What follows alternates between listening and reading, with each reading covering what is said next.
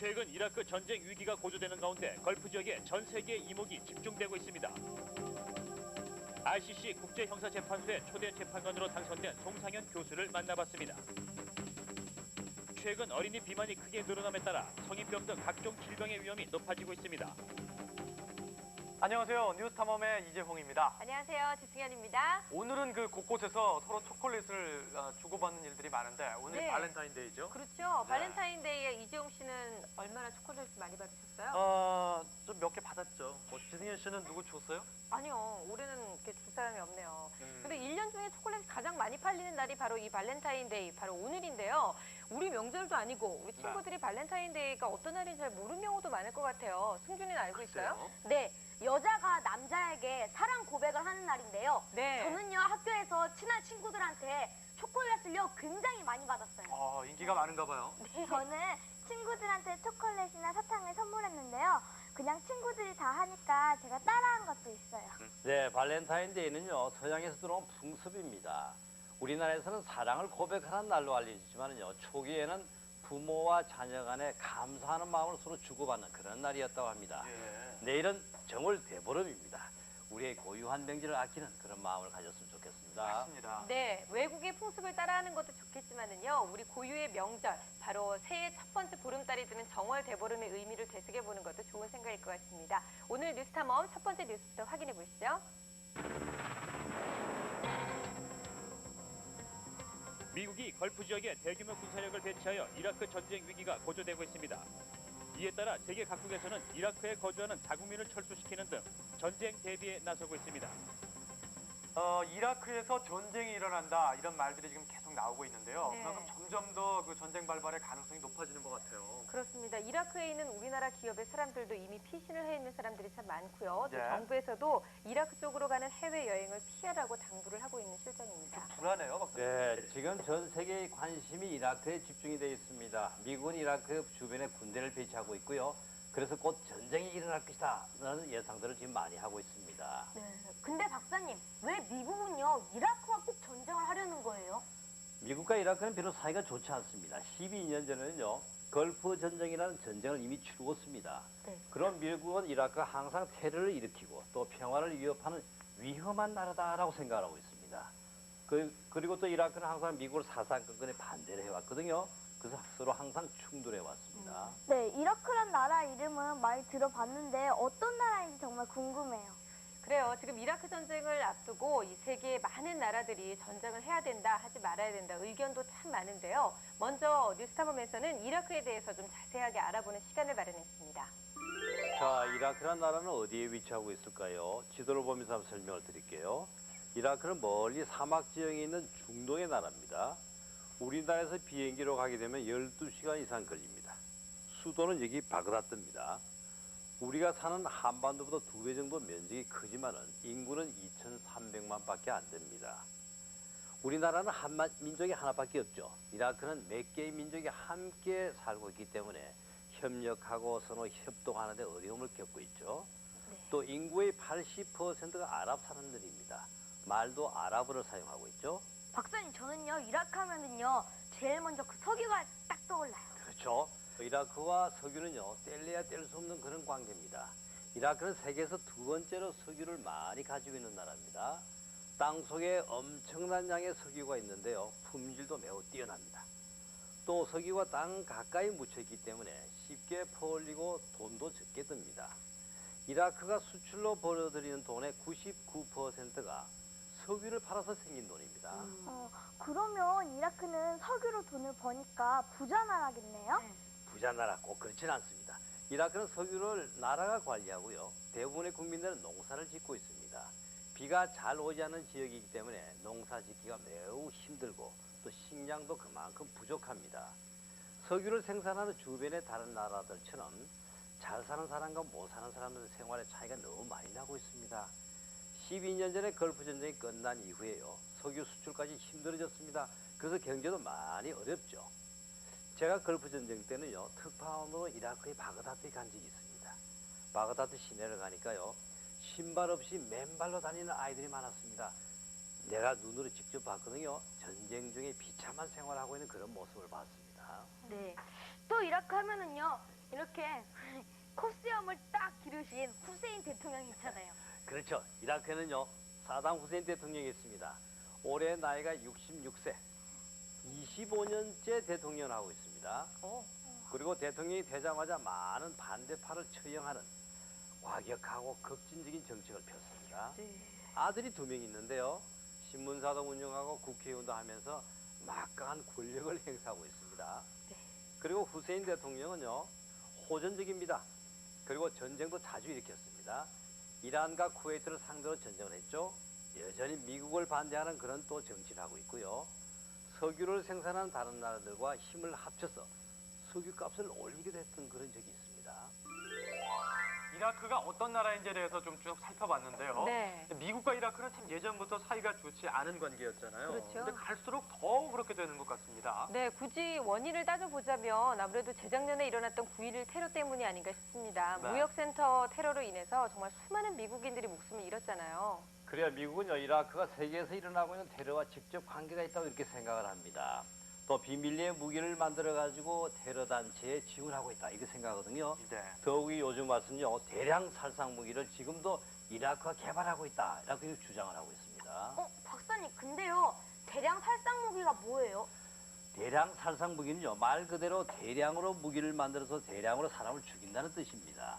가장 무서운 핵미사일이 있죠, 핵무기가 있죠, 또 생화학 무기가 있습니다. 그런데 생화학 무기는요, 사람의 목숨을 뺏는 치명적인 균을 퍼뜨립니다. 그리고 나서는 몇 시간 만에 엄청난 사람을 죽게 만듭니다. 이것이 바로 생화학 무기거든요.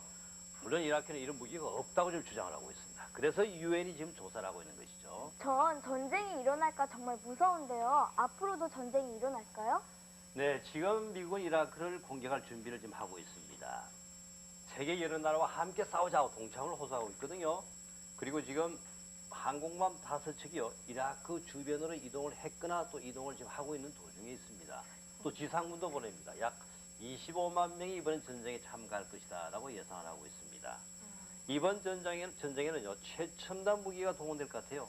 예를 한번 들어보면요, 이 폭탄이라고 있습니다. 이것은 전자폭탄인데 한번 공격물에 딱 부딪히죠. 그렇게 되면 폭발하면서 지하 벙커를 깰 수 있고, 이번에는 컴퓨터, 또 지하에 있는 전기, 전자통신을 마비시킬 수가 있다고 합니다. 또 이번엔 사람을 보내지 않고 로봇을 이용해가지고 상대방의 정찰 임무를 하게 합니다. 그만큼 인명을 줄이겠다라는 미국의 전략이죠. 네. 그럼 박사님, 만약에요 전쟁이 일어나면 우리나라도 상관이 있는 거예요? 네, 그동안 중동 지역에서 전쟁이 일어날 것이다라고 예상을 했기 때문에 기름값이 많이 올라갔거든요. 실제로 전쟁이 일어나면 더 상황이 나빠질 겁니다. 그래서 미국은 전쟁이 나면 빨리 끝내려고 할 겁니다. 자, 미국이 갖고 있는 이러한 전쟁, 결국 이 전쟁은요, 이라크가 갖고 있는 석유 때문이다라는 의견이 많습니다. 네. 석유가 걸려있기 때문에 전 세계가 지금 관심을 갖고 지켜보고 있는 것이죠. 그 이라크전에 대해서 이 세계 여러 나라의 입장도 조금씩은 다릅니다. 그렇죠. 영국과 미국이 적극적으로 공격 의사를 나타내는 반면에 독일, 또 프랑스, 러시아 등은 일단은 반대 입장을 나타내고 있거든요. 이들 나라는 이제 유엔이 좀 더 철저하게 조사를 하는 것이 좋겠다. 그 이후에 생각을 해보자. 이런 말들을 하고 있습니다. 네. 예, 결국 이라크 전쟁이 일어나면 자기 나라에 덕이 될 손해를 볼 것인가, 그런 이익을 생각하면서 찬성도 하고 반대도 하는 겁니다. 네. 그러나 마지막 순간까지 문제 해결에 대한 희망을 포기하지 않을 것으로 생각이 되죠. 네, 세계 평화를 위해서 갈 길이 참 멀다는 생각이 드네요. 이 모든 것이 잘 해결돼서 하루빨리 이라크에도 평화가 찾아오고 또 우리한테 가장 큰 현안으로 남아있는 기름값도 빨리 안정됐으면 좋겠습니다.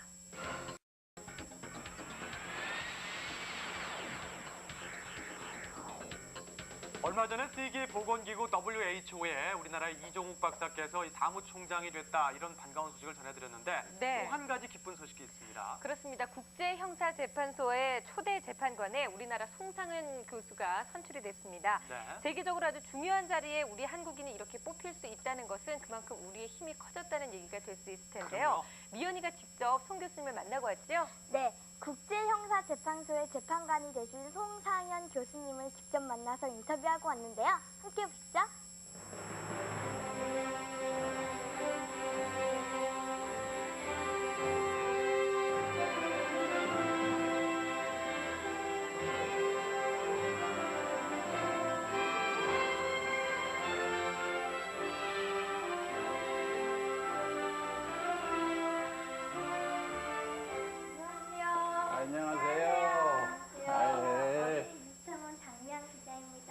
저희가 준비한 대나무를 선물로 드렸는데요.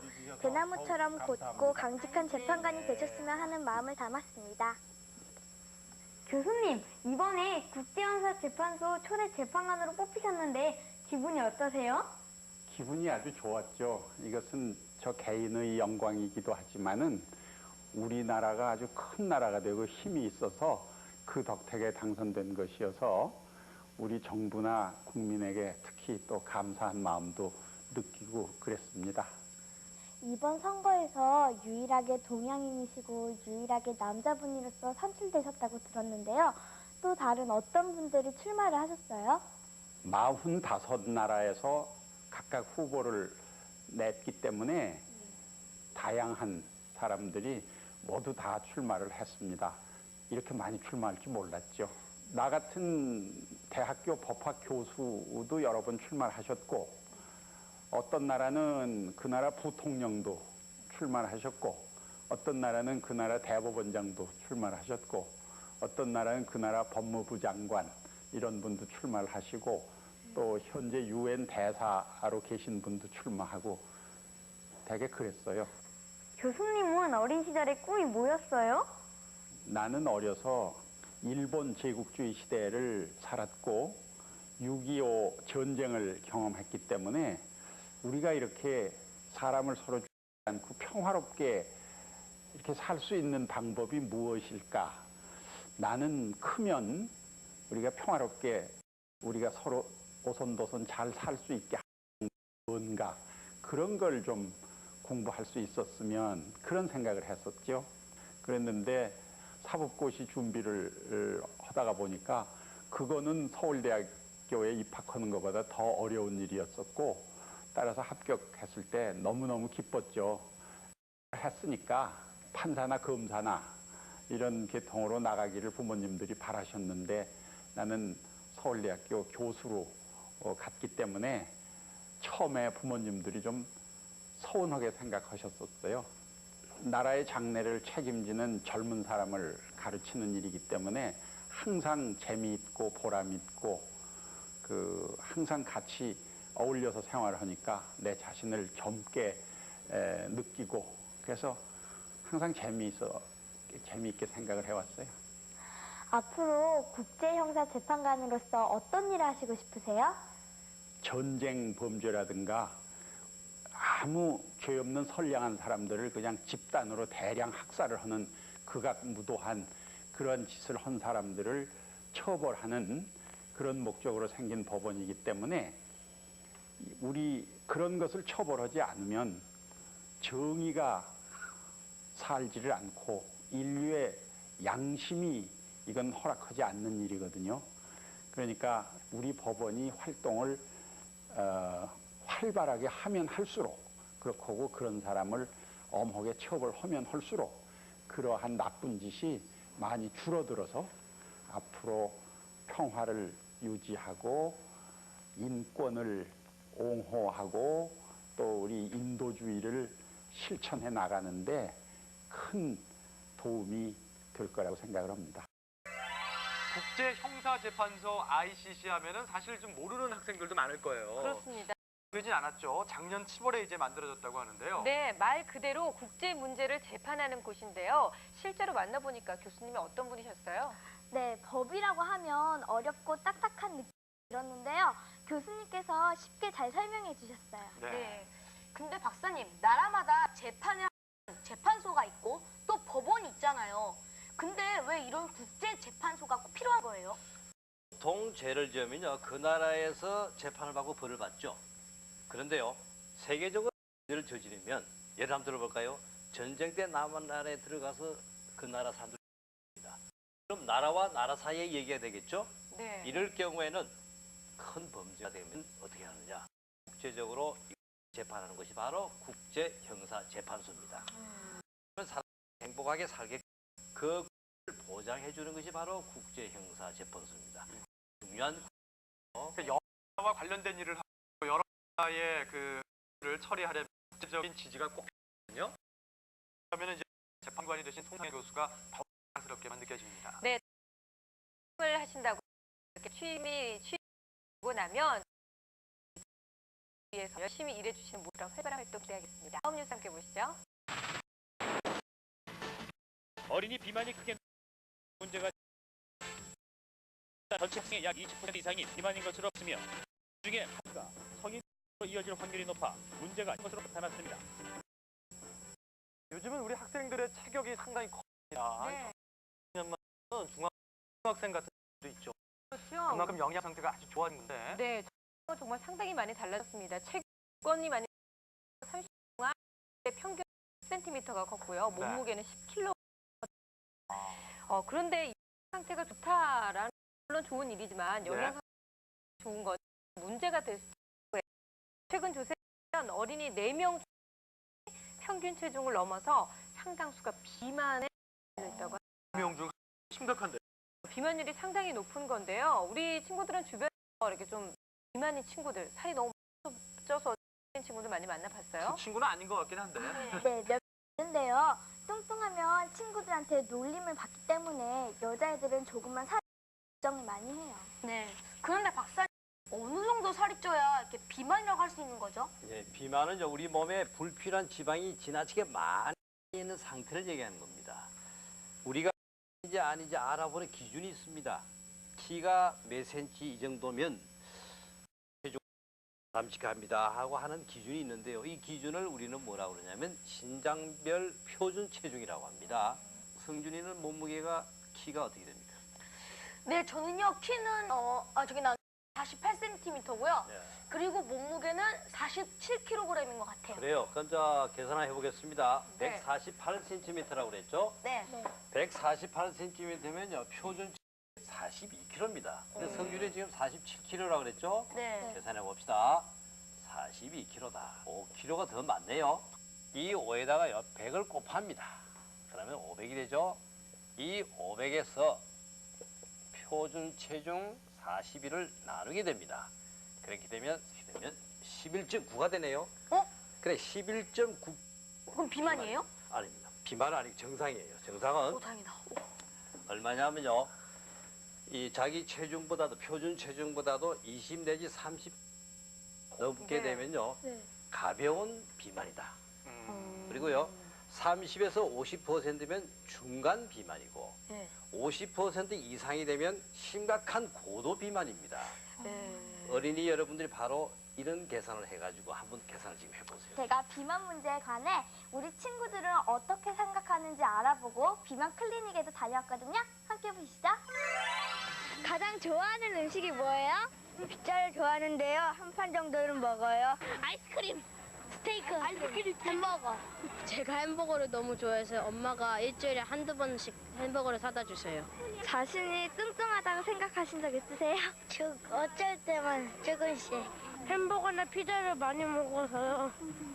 그래서 뚱뚱해졌어요. 저는요 짜장면 곱빼기를 먹는데요. 엄마가요 계속 먹으면요 엄마가 막 화내시고요. 많이 못 먹게 하는데요. 그래도 먹어요. 요즘 우리 친구들이 패스트푸드나 인스턴트 식품을 많이 좋아하죠? 그런 음식들로 인해 비만인 친구들이 더 크게 늘고 있다고 하는데요. 그럼 우리 친구들의 건강은 얼마나 심각한지 저와 함께 알아볼까요?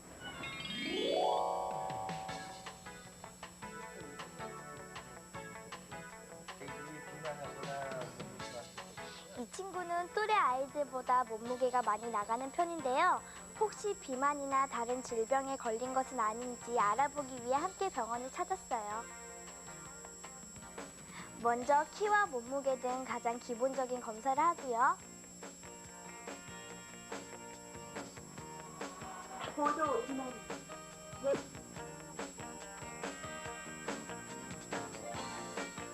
배둘레를 비롯해 몸속에 지방이 얼마나 있는지 알아볼 수 있는 체지방 검사까지 몸 구석구석을 진찰한 후에 결과를 기다렸습니다.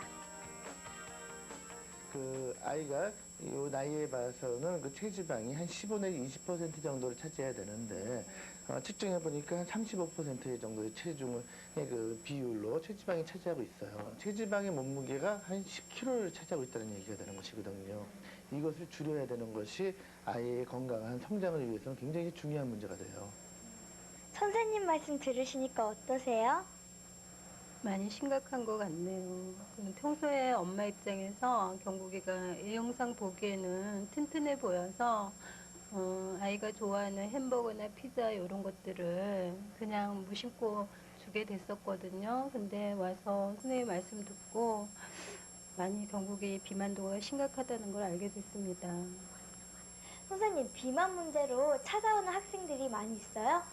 예, 최근에 많이 늘었는데요. 한 4, 5년 전만 하더라도 10명 중에 한 2명 안쪽의 아이들이 비만으로 염려가 됐었는데 최근 들어서는 10명 중에 3명, 많을 때는 4, 5명까지도 비만 아이거나 아니면은 비만 위험성이 높은 그러한 친구들로 지금 분류가 되고 있어요.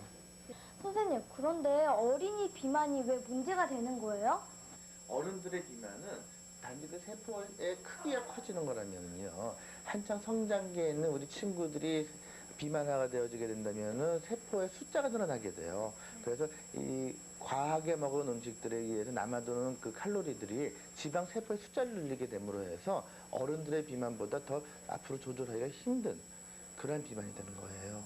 또 이렇게 몸무게가 자기가 가지고 있어야 정상적인 체중보다도 오버가 되어지게 된다면은 심장이라든지 간이라든지 콩팥이라든지 또 우리 그 다리의 이런 근육들과 그 관절에도 무리한 영향을 주게 되기 때문에 다리도 잘 다치게 되고 관절도 염증이 잘 오게 되고요. 또 심장에도 문제가 생겨가지고 고혈압이 오거나 당뇨가 오거나 고지혈증 이렇게 어른들이 많이 걸리는 병들을 갖다가 우리 친구들이 더 일찍 그런 병에 걸릴 염려가 높아지게 돼요. 그래서 이 체중이라고 하는 것을 단지 너무 외관적인 것으로 보지 않고 건강하게 우리가 건강하게 자라기 위해서는 체중에 좀 더 신경 써야 된다는 얘기죠. 그 어린이들까지 비만 클리닉에 간다고 하니까 상당히 좀 심각한 어린이들도 있는 것 같아요. 그러게요. 그리고 또 그 몸무게 3분의 1 정도가 지방이라니까 이거 좀 신경 써야겠는데요. 네, 어린이의 경우에는 더욱더 심각한 문제를 만들 수도 있는 건데요. 네. 나이가 더 들게 되면 이 지방 세포들이 훨씬 더 많아진다는 얘기가 되는 거겠죠. 자라나니까요. 그렇죠. 결국은 커서도 다른 사람들보다 비만율도 훨씬 더 높아지는 거고 이 지방 세포가 훨씬 더 수가 많아진다는 얘기가 될 텐데요. 예. 직접 미희 언니가 가보니까 어땠어요? 네, 살이 찌면 그냥 보기에 안 좋다고 그렇게만 생각했는데요. 네. 살이 찌면 건강에 더 안 좋은 게 문제라니까 그게 더 심각한 것 같아요. 네, 근데 박사님, 비만이 이렇게 많아진 이유가 도대체 뭐예요? 그건요, 우리들이 먹는 음식이 대부분 서구화됐기 때문입니다. 우리나라 사람들은 예전에는요, 이 채소를 많이 먹었습니다. 채식가라고 그랬죠. 그런데 요즘은요, 고기하고 기름기가 많은 음식을 잘 먹고 있습니다. 또 어린이들 경우에는 많이 먹고 운동을 안 합니다. 컴퓨터만 계속 하고 있습니다. 이렇게 되니까 살이 찌고 비만이 될 수밖에 없죠. 세계는 지금 테러와의 전쟁, 또 마약과의 전쟁 이런 것과 마찬가지로 네. 비만과의 전쟁을 펼치고 있다고 하는데요. 미국에서는요, 자녀가 만약 건강이 나빠질 정도로 살이 찌게 되면 부모가 처벌을 받는 경우도 있다고 합니다. 그래요. 근데 우리는 흔히 어렸을 때는 좀 통통한 것도 보기 좋아 이렇게 얘기를 하죠. 그리고 네. 나중에 키가 크면 살이 자연히 빠질 거라 생각하는데 아이가 비만에 걸리지 않도록 이 주의를 기울이는 게 아주 중요하다고 합니다. 네, 그렇죠. 어릴 때 비만인 사람의 80%가요, 어른이 돼도 그대로 비만이 됩니다. 그래서 어릴 때 벌써 당뇨병이나 동맥경화증 같은 성인병에 걸릴 위험이 큽니다. 자, 동맥경화증은요, 몸속에 지방이 자꾸 쌓여가지고 혈관 속에 피가 잘 돌지 못하는 경우입니다. 또 간에 지방이 쌓이게 되면요, 지방간이 됩니다. 이 간이라는 것은 우리 몸속에 나쁜 독소를 걸러주는 기능을 하지 않습니까? 지방간이 되면 그 기능을 못합니다. 그러면 쉽게 몸이 피곤해집니다. 자, 살을 빼야 되겠죠? 비만이 얼마나 무서운지 알겠죠? 네, 역시 비만이 되느냐 아니냐 하는 것은요. 어떤 음식을 어떻게 섭취하느냐에 굉장히 큰 문제가 있는 것 같아요. 어떤 음식을 어떻게 먹어야 될지 알아보죠. 승준이가 평소에 좋아하고 잘 먹는 음식 식사 한 끼를 한번 골라보세요. 네, 우선 맛있겠다. 맞아. 그러면은 일단 햄버거에다가 햄버거가 있으면 콜라는 필수 있고 그리고 감자튀김을 이렇게. 맛있게 보이네요. 네, 맛있겠다. 네. 그런데요, 네. 이 음식에는 칼로리가 있습니다. 네. 햄버거 하나는 몇 칼로리다 이런 말을 들어본 적 있죠? 네. 햄버거를 먹었을 때 얼마만큼의 에너지, 힘을 낼 수 있는지 알 수 있는 수치가 바로 칼로리입니다. 자, 승준이가 좋아하는 음식들의 칼로리가요 얼마인지 모두 한번 더해볼게요. 네. 이것은요 740칼로리입니다. 그렇게 많이 나와요? 예, 한 개에 600에서 700칼로리가 적당한데 더 높게 나왔네요. 와. 이런 음식들은 칼로리가 높고 지방이 많기 때문에 몸에 좋은 영양소는 좀 부족합니다. 박사님, 그럼 어떻게 먹어야 좋은 거예요? 네. 여기요, 이 음식 구성표대로 밥상을 한번 차려봤습니다. 이렇게 차리면 좋겠는데요. 5가지로 구성되는 음식을 이런 비유를 해봤습니다. 우선요, 네. 쌀과 밀가루를 많이 먹고 위로 올라갈수록 가능한 기름, 설탕은 적게 먹어라. 그것이 좋다는 겁니다. 이 표에 따라서 밥상을 한번 이렇게 차려봤습니다. 쌀이 있습니다. 콩나물국, 시금치, 김치, 그리고 계란, 멸치볶음, 바나나, 우유. 이 보시는 바와 같이요. 꼭 필요한 칼슘과요, 단백질이 골고루 들어간 밥상입니다. 영양도 많으면서 총 칼로리는 660 적당합니다. 할 수 있는 밥상을 우리가 한번 차려봤는데 글쎄요, 좀 지금 식단과 좀 차이가 있는 친구들도 많을 것 같아요. 예, 제 식단과도 많이 다르네요. 그래도 건강을 위하는 거니까 한번 생각을 해보시고요. 네. 또 잘 먹고 열심히 운동하는 거 참 중요할 겁니다. 그래요. 또 이미 비만인 우리 친구들의 경우에는 어떻게 치료를 받느냐가 참 중요하다고 합니다. 그것도 네. 잊지 말아야 되는 부분일 것 같은데 무턱대고 너 비만이라고 해서 음식을 못 먹게 한다거나 막 윽박을 지르는 거는 오히려 더 해로울 수가 있대요. 맞아요. 그렇습니다. 네, 어린이들은 키가 계속 자라기 때문에요. 적당한 양만 유지해도 비만이 없어질 가능성이 있습니다. 그래서요, 갑자기 무리하게 살을 빼는 것도요, 건강에 좋지 않습니다. 네, 이 비만이 그냥 살쪄서 보기 싫다, 외모가 좋지 않다 이런 것뿐만이 아니라 건강에도 치명적이라는 걸 우리가 배웠으니까 잘 신경 써야 될 것 같아요. 네. 비만도 엄연한 질병이라는 네. 것을 우리가 깨달아야 되겠죠. 비만인 친구들도 음식을 좀 조절하고 열심히 운동하는 것이 아마 가장 좋은 처방일 겁니다.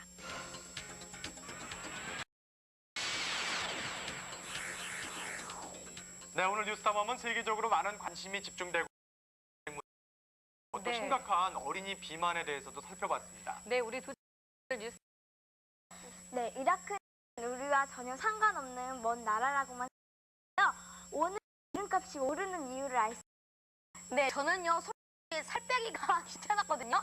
근데 이제부터는요, 열심히 줄넘기를 해서요, 적당히 유지하도록 할 거예요. 네, 그렇게 하셔야겠죠.